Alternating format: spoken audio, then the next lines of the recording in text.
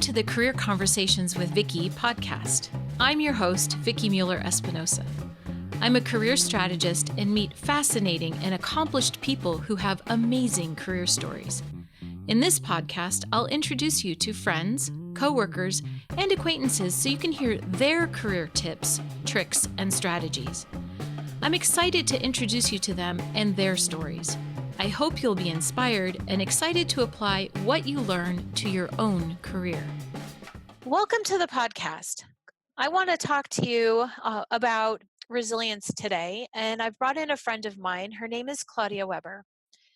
Claudia is a business engagement manager, and she also works heavily with a disabilities and accessibility mental health group inside her company.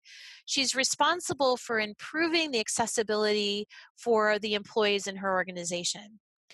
When not working, you can find her spending time hiking with her doodle dog, Molly, who we'll hear about her age in a minute because it's pretty amazing.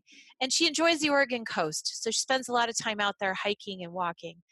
So Claudia, welcome to the podcast. Things are pretty crazy right now. I really want to talk to you about resilience and career development and how they work together. It's the skill that we all need to develop right now at this moment in time. And one of my favorite quotes is, "Some changes are so slow, you don't notice them. Others are so fast, they don't notice you, and it goes by really fast." So let's get talking. But first, tell me a little bit about Molly. Oh, thanks, Vikki. I'm happy to be here. So, Molly is my best friend. She is a Labradoodle, and I've had her for 14 years. So, as you mentioned, she's quite the hiking partner, and we've covered a lot of Oregon and Washington together. Yeah, and she's a beautiful black Labradoodle for anybody who wants a mental image, which is amazing. And I've known her and you for her entire life, which is hard to believe, but very fun for us. You're Yes. a HeartMath instructor as well as a resilience coach. You have this deep passion for helping vets or veterans of war and others with stress and anxiety. I remember you started your career as an account manager with the teaching arm of your company, and then you moved to the information technology part of the company, and then eventually worked in construction, which is where you and I met, working on systems and training. And then now you've moved around again, so you're back in IT as a chief product owner, and then an infrastructure talent manager. And then this last move, you connected your external passion for personal well-being with a role inside your company that allows you to impact employees' lives every day. So let's start first with this really cool thing called HeartMath. What is it and how does it help people?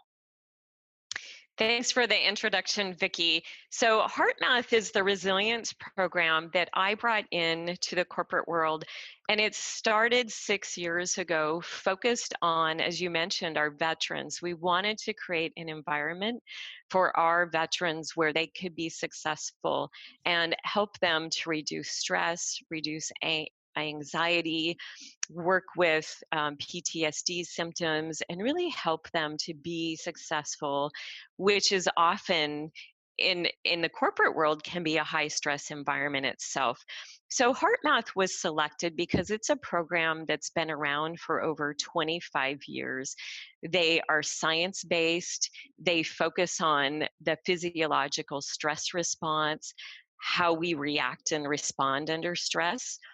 It teaches techniques to quickly shift out of that stress response. So once we start to identify and learn what stress is and what happens in our bodies and our minds when we're under stress, then we learn that we can do something about it and do something quickly.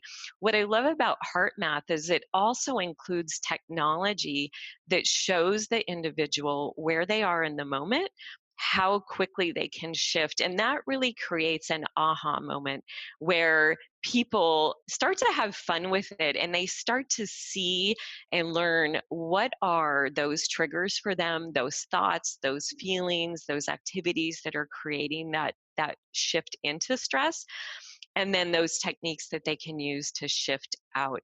So it's really been successful. I've had a lot of great feedback, and we see teams starting to be more successful, operate better under pressure, and really start to improve their own health and well-being by using these techniques. So it's you're right. It's something I have a deep passion about as a veteran, as a corporate employee, and as a former mental health counselor. I just see the impact on what happens to each and every one of us when we're under stress for longer periods of time. And the fact that we can do something about it really helps us take control, improve our health, and improve our performance. So, my question always to you is when I first saw this, because we are using technology to help us get information on how we're doing physically, how is this different or similar to biofeedback? You could think of it as a type of biofeedback device. What HeartMath focuses on is our heart rate variability. And our heart rate variability is impacted by our emotions and by our central nervous system. And that connection of really that heart to brain response and that emotional response shows us where we are in the moment in stress or in what we call coherence, where we build our resilience. So being able to look at it from that perspective gives us a really quick data point and feedback on how we're doing.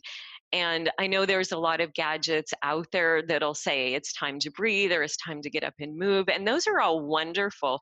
But when we look at the underlying stress and how we're doing physically and emotionally, it really puts that recipe together for success for us. Again, our health and well being and our performance. So, what you're telling me is it's not so much about my heart rate or my pulse or how fast my heart is going. The variability part is the difference in distance or timing between each heartbeat. Isn't that correct? That's what we're That is trying to correct. smooth out, right? We're trying to smooth out, making sure that our beats are coming on a very even cadence. Right. And it also shows us that we often think of, and we athletes will look at their pulse rate, and we look at that as a performance indicator. But what HeartMath shows us and the heart rate variability shows us is that even when we have an elevated heart rate, we can be in resilience. We can be in that coherent place. So it gives us the opportunity to be calm and focused regardless of what's happening around us. And I think that's really a powerful difference. I like that. So tell me, for all of us who are trying to build resilience right now as things are turned upside down in our world, what is the simplest thing that we can do ourselves to increase our resilience?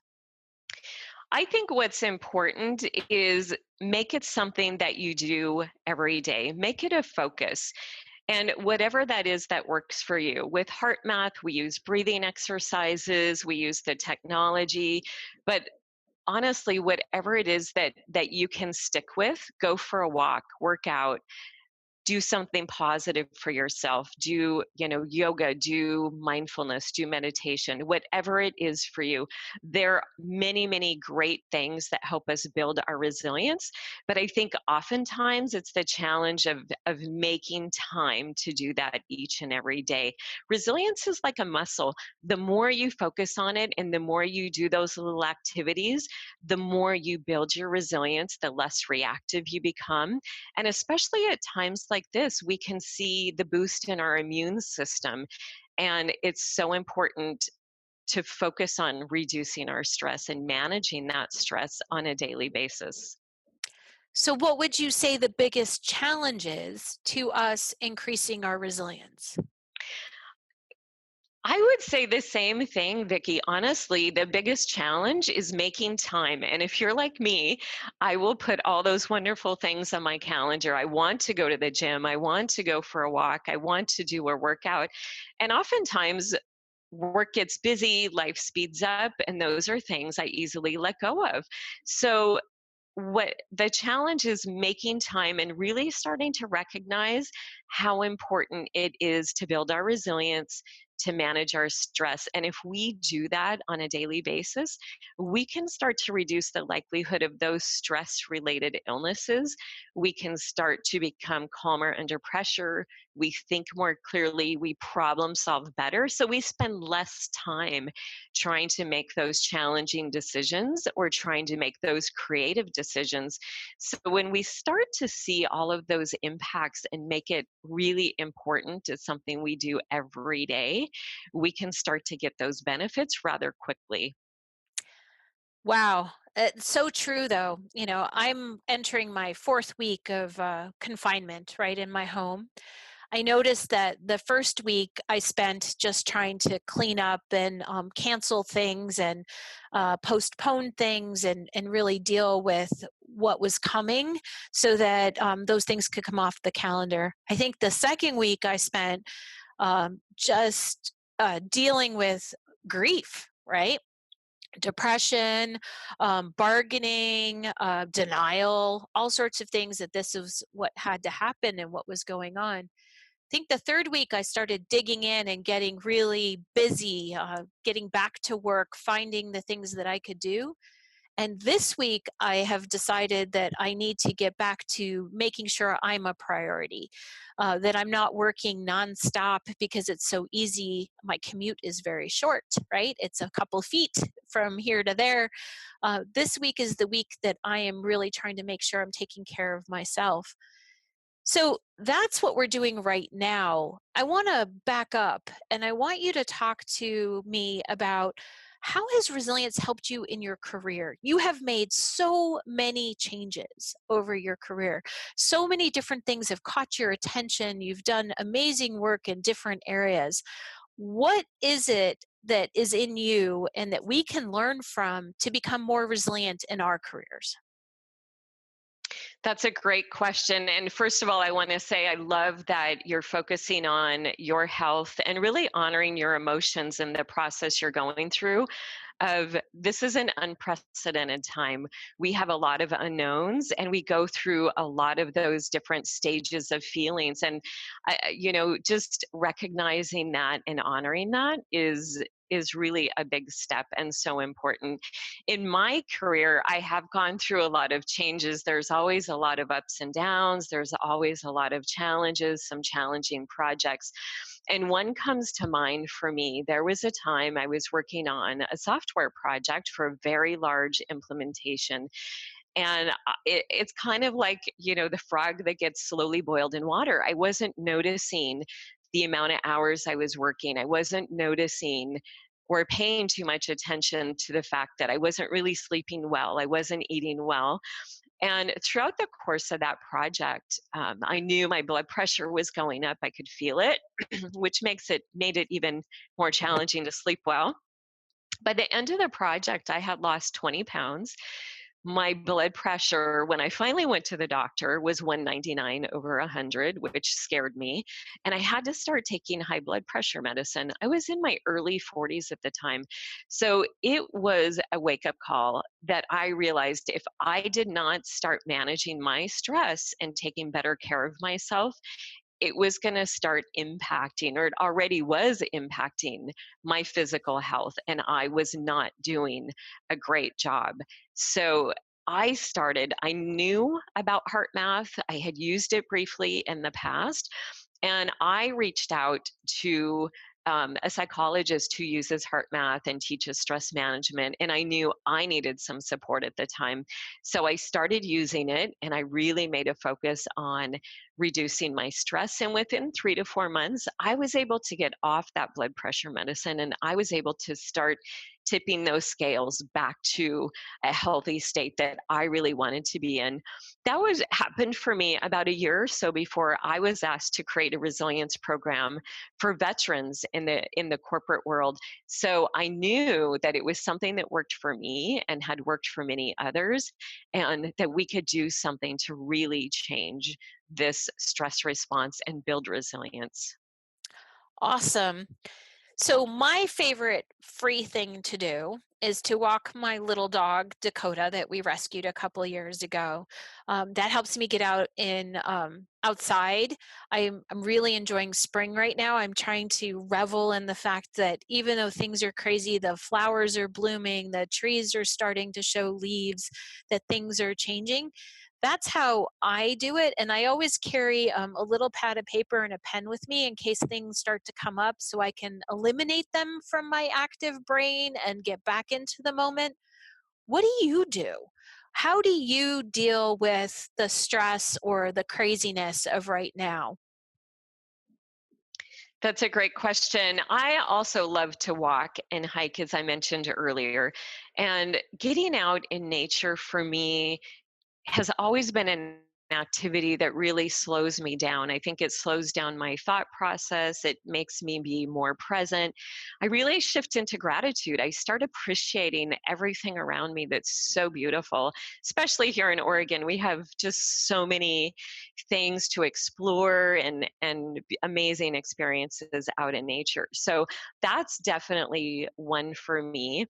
And I'm using a lot of online resources, doing workouts, doing yoga, doing meditations, and making sure that I have 1 to 2 opportunities a day that I am committed, regardless of how busy I am or how I feel, that I either get out for a walk, I do a meditation, I do a workout, and I definitely do the HeartMath breathing throughout the day. I've been using this for over 6 years, and it's made such a huge difference in my life that I know I can do it throughout the day, regardless of if I'm in a meeting, whatever is happening. I can focus on my breathing and my thoughts. I can get into that coherent space and really feel that shift, which makes my day so much calmer and also more productive. I love that. I have been taking advantage of friends and others who have been offering some meditation early in the morning or at lunchtime, trying to make sure I find the time and the space to put my feet on the floor, to relax, to chill out for a little bit, listen to someone else kind of guide me through meditation. If you had a small budget, what would you recommend I do to help myself? So let's say I have a little bit of money and I want to spend it on this. Maybe I'm saving money on gas right now since we're not driving anywhere. What would you recommend I use to help me build that resilience? I think gadgets are actually a great way to do that. If you have a small budget and you have something to invest in yourself that gives you feedback. And we talked earlier about how HeartMath has the technology that gives us feedback, similar to a biofeedback device. It's a great training aid because it's a great reminder. A lot of us are competitive and we like to set those goals as we build our resilience or we do our workouts or we walk or run just a little bit further each time. It gives us a reward for the investment that we're making in ourselves. So I really love that. And again, I would say whatever it is that you find that you connect with, if it's a device, if it's an application, if it's something that'll really help you commit to that you enjoy, make that investment in yourself. And it's people will often ask me, how much is a HeartMath device? And I always say it's cheaper than one sick day because if we are sick just one day, we miss so much of our life, our work, the things that we have to make up for. So, a small investment that has a huge payoff, whatever that is for you, can really have a big benefit at the end. Well, thank you very much for that. Would you mind helping me think about my breathing for the next couple minutes? Sure. So let me walk you through one of the steps that we teach in the resilience class, and it's called heart focused breathing. And this is from the Institute of HeartMath. And what they ask us to do is one, shift our attention. So shift your attention to your heart center, but really make sure as you breathe that you're breathing into your belly. And we can do this together right now. So a lot of times when we're stressed, we have what's called that high heart, high chest breathing, and that's where we have anxiety attacks or panic attacks. So just focus on your breathing, coming into your heart center, going into your belly, and just feel your abdomen rise and fall. And if it helps, you can put your hands there. You can close your eyes or have them open and just do that for a few breaths and see how that feels. See if you start to notice a shift in how you're feeling. Makes me feel more grounded.